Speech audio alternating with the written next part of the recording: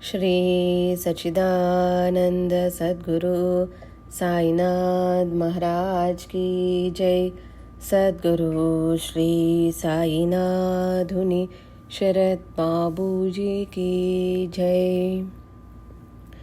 పూర్ణావధూత శ్రీ పూండి స్వామి. శ్రీ స్వామి ఉండగా భయం ఎందుకు? పేరు ఎస్ సుందరమూర్తి.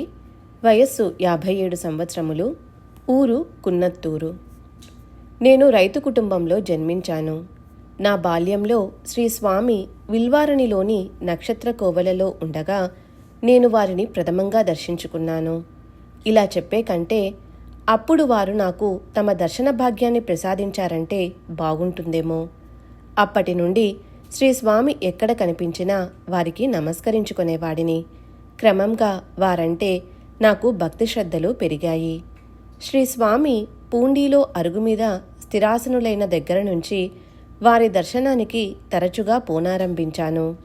వారి పూజ నిమిత్తమై పూలు కోసుకుని రావటం, వారి దుస్తులను ఏటికి తీసుకుని వెళ్ళి ఉతికి ఆరబెట్టి తీసుకురావటం వంటి పనులను చేస్తుండేవాడిని.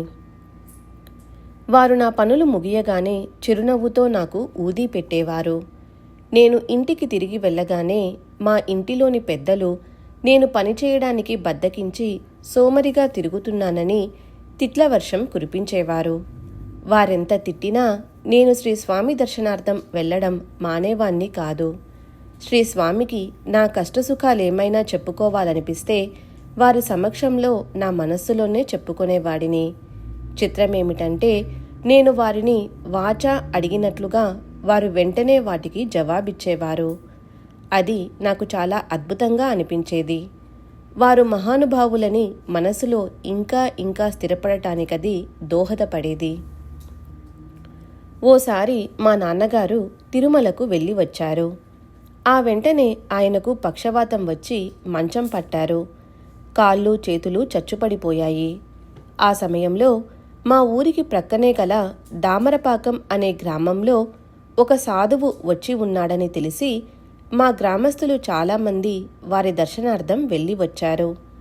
మాకు తెలిసిన ఒక వృద్ధుడు ఆ సాధువు వద్దకు తీసుకువెళితే మా నాన్నగారికి ఆరోగ్యం సమకూరుతుందని చెప్పి ముందుగా నన్ను ఆ సాధువు వద్దకు తీసుకొని వెళ్ళాడు. తర్వాత మా నాన్నను తీసుకువెళ్ళవచ్చని అతని ఉద్దేశం.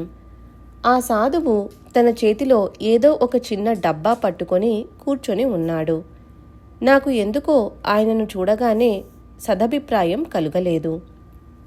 ఆ సాధువు నా వైపు చూసి మా తండ్రికి మా దాయాదులు చేతబడి చేశారని, అందువలన 111 రూపాయల నగదు, 11 రకాల పుష్పాలు, 11 రకాల తైలాలు తెచ్చినట్లయితే తాను బాగు చేస్తానని చెప్పాడు.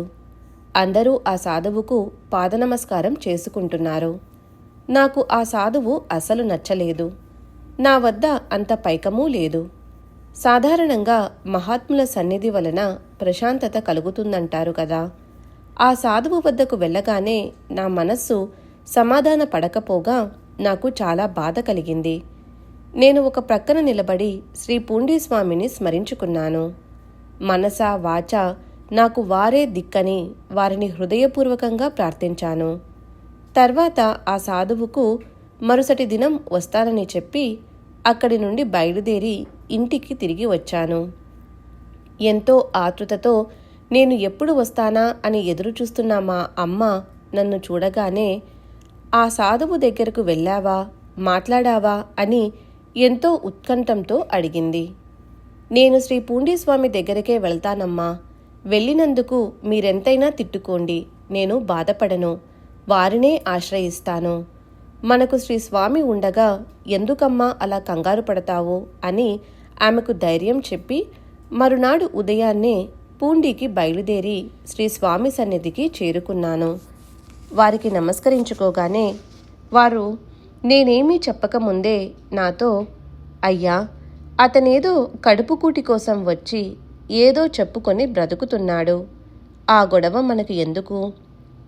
దాయాదులు ఏమైనా చెయ్యని, నువ్వు మాత్రం రావలసిన చోటికే వచ్చావు కదా, ఇక అది బాగైపోతుందయ్యా, ఎందుకు ఏడుస్తావు అన్నారు ఓదార్పుగా. అక్కడే ఉన్న సుబ్రహ్మణ్య స్వామి శ్రీ పూండీస్వామి మాటలను విన్నారు. ఆయనకేమీ అర్థం కాక అసలు విషయమేమిటని నన్ను ప్రశ్నించారు. మా నాన్నగారి జబ్బు గురించి, ఆ సాధువు గురించి వివరంగా ఆయనకు చెప్పాను. తర్వాత మా నాన్నగారికి ఆరోగ్యం కుదుటపడేటట్లయితే శ్రీ స్వామి నా చేతిలో ఊదీ పెట్టాలని నా మనస్సులోనే వారిని ప్రార్థించాను. ఈ ఆలోచన పూర్తయ్యే లోపలే వారు నా చేతి నిండుగా ఊదీని పోశారు. సరిగ్గా మా నాన్నగారినలా శ్రీ స్వామి అనుగ్రహించిన సమయంలోనే ఇంటి వద్ద ఉన్న మా నాన్నగారికి స్వస్థత చేకూరి మా అమ్మను దగ్గరకు పిలిచి, అబ్బాయి ఎక్కడికి వెళ్ళాడు అని అడిగారట. మా అమ్మ నేను పూండీకి వెళ్ళానని చెప్పిందట. మా నాన్న నేను పూండీకి వెళ్ళి ఉండనని, దామరపాకం సాధువు దగ్గరకు వెళ్ళి ఉంటానని తలచి తాను కూడా దామరపాకం సాధువు దగ్గరకు వెళతానని అన్నారట. అప్పుడు మా అమ్మ ఆ సాధువు దగ్గరకు వెళ్ళవద్దని నేను చెప్పానని చెప్పిందట. నేను శ్రీ స్వామి ఊదీ ప్రసాదించగానే వారి వద్ద సెలవు తీసుకుని మా ఇంటికి తిరిగి వచ్చాను. నన్ను చూసిన మా అమ్మ ఎంతో సంతోషంగా నవ్వింది. మా నాన్నగారికి ఆరోగ్యం కొద్దిగా మెరుగైందని చెప్పింది. నేను మా నాన్నగారు కొద్దిగా కోలుకున్నారు కనుక వెంటనే బండి కట్టించుకొని పూండీ వెళ్ళి అక్కడ సుబ్రహ్మణ్య స్వామిని కలువమని, ఆయన వారికి భోజనం పెట్టి వారిని శ్రీ పూండీస్వామి సన్నిధికి తీసుకువెళ్తారని చెప్పి వారిని ప్రయాణం కంటించి పూండీకి పంపించాను. మా తల్లిదండ్రులు శ్రీ పూండీస్వామి సన్నిధికి చేరుకోగానే శ్రీ స్వామి నవ్వుతూ, అబ్బాయిని ఎందుకు తిడతారో, తిట్టినా పర్వాలేదు, వాడు నా దగ్గరకు వచ్చాడు అంటూ వారిద్దరికీ ఆశీస్సులిచ్చి పంపారు. ఆ రోజు నుంచి మా పెద్దలు నన్ను పూండీకి వెళుతున్నందుకు తిట్టడం మానేశారు. కొద్ది రోజులలో మా నాన్నగారు పూర్తిగా కోలుకున్నారు. నేనోసారి ఇంట్లో ఎవరికీ చెప్పకుండా షిమోగా వెళ్ళాను. అక్కడికి వెళ్ళాక అలా ఎవరికీ చెప్పకుండా రావటం భావ్యం కాదని తలచి తిరిగి ఇల్లు చేరుకున్నాను. తరువాత శ్రీ స్వామి దర్శనార్థం పూండీకి వెళ్ళాను. నన్ను చూస్తూనే శ్రీ స్వామి, ఏమయ్యా పుదూపాల్యం వెళ్ళావు, చెంగం కూడా చూసి రావాల్సింది కదా అన్నారు నిష్ఠూరంగా. తిరిగి వారే గద్గద స్వరంతో, నువ్వలా వెళ్ళి నాకు గ్రామంలో చెడ్డపేరు తీసుకురాకు, నాకు చెడ్డపేరు వస్తుంది, వినయంగా మంచిగా ఉండి నాకు మంచి పేరు తెచ్చిపెట్టు అని అన్నారు. వాత్సల్యపూరితమైన వారి మాటలతో నే చేసిన తప్పేమిటో నాకు తెలిసి వచ్చింది. అలా వారి ప్రేమానురాగాలతో నేను మంచి బాటలో నడిచేలా చేశారు శ్రీ స్వామి. మాకు ఒక బావిలో భాగం ఉంది. దానికి కరెంటు వసతి లేదు. మోటార్ల ద్వారా పొలాలకు నీళ్లు పెట్టేవాడిని. ఇలా ఎంతకాలం కష్టపడి నీరు పెట్టాలో కదా అని ఒకసారి శ్రీ స్వామి సన్నిధిలో అనుకున్నాను. నా మనసును చదివినట్లుగా శ్రీ స్వామి, ఇప్పుడు వచ్చింది సమయం అన్నారు. విద్యుత్ శాఖ వారు లంచం తీసుకొని కూడా కరెంటు కనెక్షన్ ఇవ్వటం లేదు. ఎలా కరెంటు కనెక్షన్ తెచ్చుకునేది అని మళ్ళీ మనస్సులోనే అనుకున్నాను. శ్రీ స్వామి వెంటనే, వాడు వస్తాడు వెళ్ళరా, కనెక్షన్ వచ్చేస్తుంది అంటూ ఆశీర్వదించారు. శ్రీ స్వామి అలా అభయమిచ్చిన 3వ నాటికి మాకు కరెంటు కనెక్షన్ వచ్చింది. ఆ రోజు మా అమ్మ ఎంతో సంతోషంతో చక్కెర పొంగలి తయారు చేసింది. నేను బయలుదేరి శ్రీ స్వామి సన్నిధికి చేరుకున్నాను.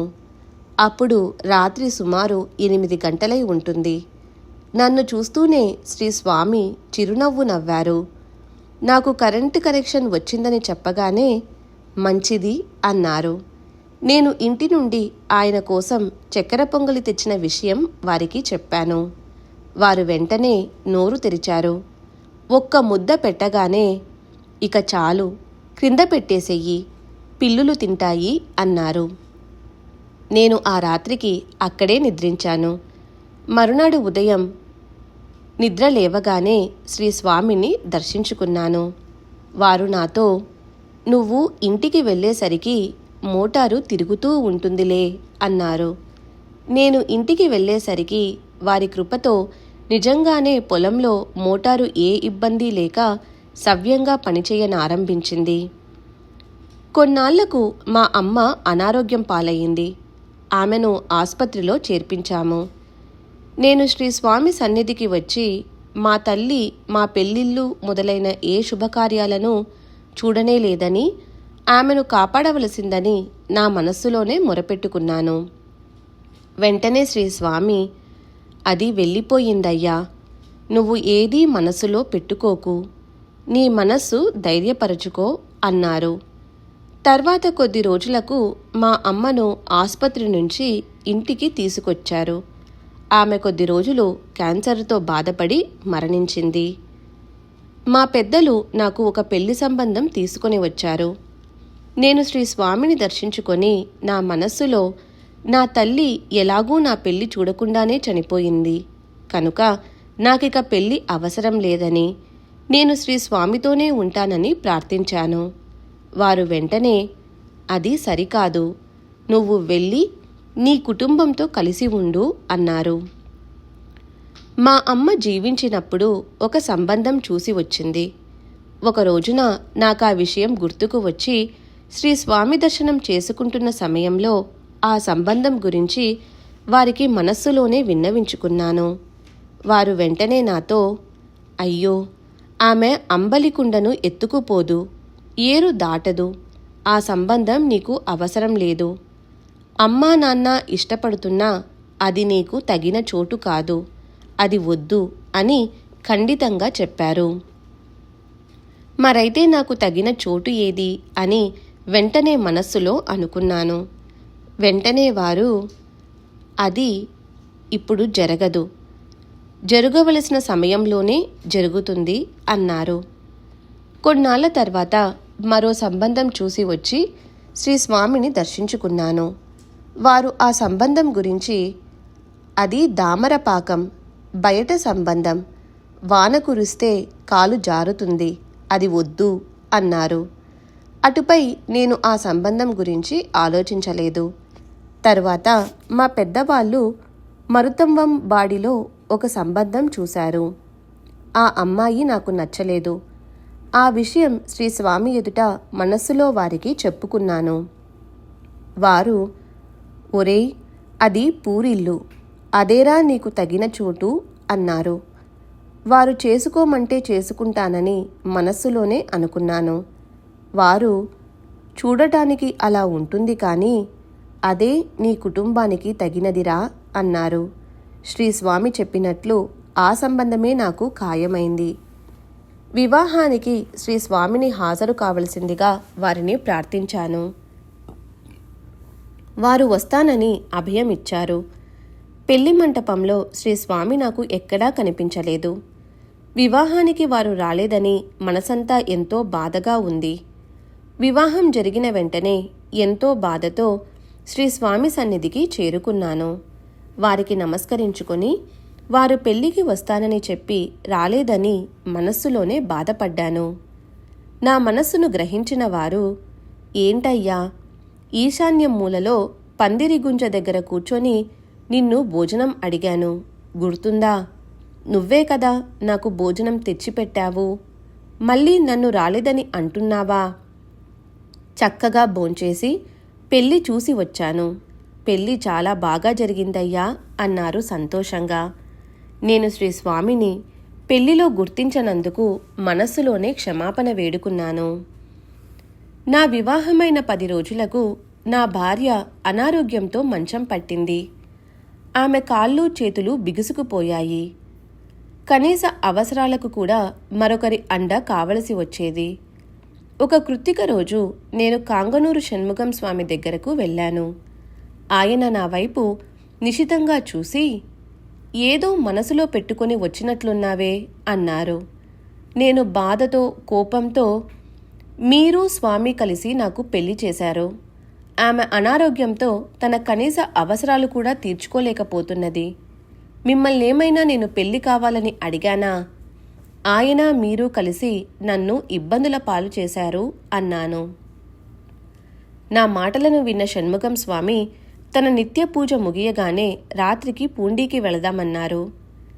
మేము సాయంకాలం 6 గంటలకు పూండికి బయలుదేరి శ్రీ స్వామి సన్నిధి చేరే సమయానికి శ్రీ పూండి స్వామిని పడుకోబెట్టి సుబ్రహ్మణ్య స్వామి ఇంటికి వెళ్ళారు. మమ్మల్ని చూడగానే శ్రీ స్వామి, ఏమయ్యా షణ్ముగం వచ్చావా అని ఆప్యాయంగా పలుకరించారు. షణ్ముగం స్వామి పూండి స్వామితో, వచ్చాను, ఇద్దరినీ కలిపి తిడుతున్నాడు మన శిష్యుడు అన్నారు. వెంటనే శ్రీ స్వామి, అది రావలసి ఉండి వచ్చిందయ్యా, పోవలసిన సమయానికి అదే పోతుంది. ఏదో బిడ్డ అవస్థ పడుతున్నాడు, నీతో పాటు తీసుకువచ్చావు అన్నారు. అప్పటికే రాత్రి 9 గంటలవటంతో ఆ రాత్రికి అక్కడే ఉండి మరుసటి రోజు శ్రీ స్వామి దుస్తులను శుభ్రం చేసి తీసుకువచ్చాను.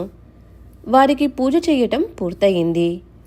నేను నా మనస్సులో నా పరిస్థితి ఇలా ఉందేమిటి అని అనుకుంటున్నాను. శ్రీ స్వామి, అది అలా ఉంటే ఉండని, నువ్వు వెళ్ళు అని నాకు సెలవిచ్చారు. నేను నా భార్య ఆరోగ్యం కుదుటపడే పక్షంలో వారు నా చేతిలో ఊదీ పెట్టాలనుకున్నాను. వెంటనే వారు నా చేతిలో ఊదీ ఉంచారు.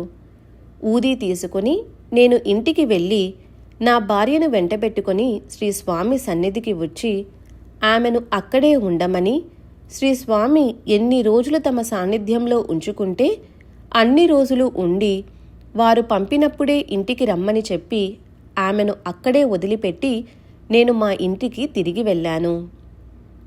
అక్కడ ఉన్న నా భార్యకు ఒకరోజు తాను శ్మశానానికి వెళ్ళినట్లు, తనకై తాను లేచి కూర్చున్నట్లు, అక్కడ తనని ఎవరో చెల్లుమని కొట్టినట్లు స్వప్నం వచ్చింది.